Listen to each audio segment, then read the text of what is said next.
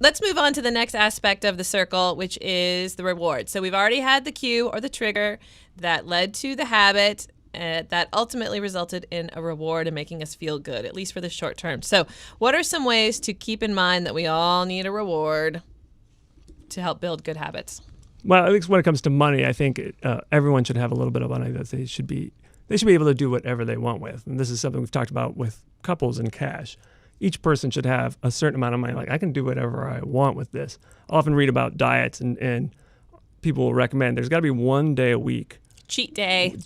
Because you can't go forever without having some sense of like, okay, I know I'm working to some long-term goal, but there's got to be some short-term pleasure involved in here. Right. And I think just this process, again, if you identify the reward that you're after, because as Bro so eloquently pointed out at the beginning, it's often misattributed. So for me, there's a couple of different rewards. Part of my frugality is informed by my innate belief in environmentalism. So the less that I buy, the less impact that I have.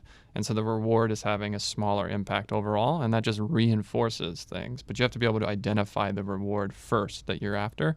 Don't just have a cheat day to have a cheat day. Be like, no, I want to treat myself for 15 minutes and eat a whole chocolate cake or something. Make it specific so that you can achieve it. I had a conversation with a Motley member who was trying to teach their grandkids how to invest.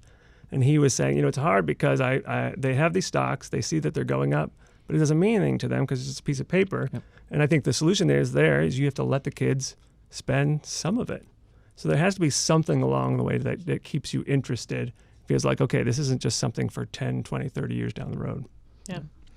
We also talked, this is also another good little tip from Rick, getting all the props. So this is also if you love to online shop and you do it just as you're like watching TV at night, the tip is to put stuff on your wish list and not actually hit the buy button because it still like feels good to like pretend buy stuff, which I think is going to be a good one for me because, oh my gosh, Amazon Prime is like killer.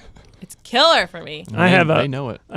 They do. Like Amazon stock has done so well because of the Southwicks. It's all because of us. I have a folder in my Evernote that's shopping. So if I come across something that I think I want, I put it in there. And then I'll review it every once in a while, ideally when you're at a store, because that's when you can actually buy something. And I'll look through it and I'm like, why did I think I wanted that thing? Right. I have no interest in that whatsoever. Right, and some people talk about setting rules for if you want to buy something that's more than $100, then you have to wait a week. Right. Or, I don't know. Have you heard of that before? Yeah, absolutely. I think it's a great idea. And a couple should decide on what that amount should be. I'm curious if in your Evernote that you had a Princess Leia costume as a question of why you ever purchased it.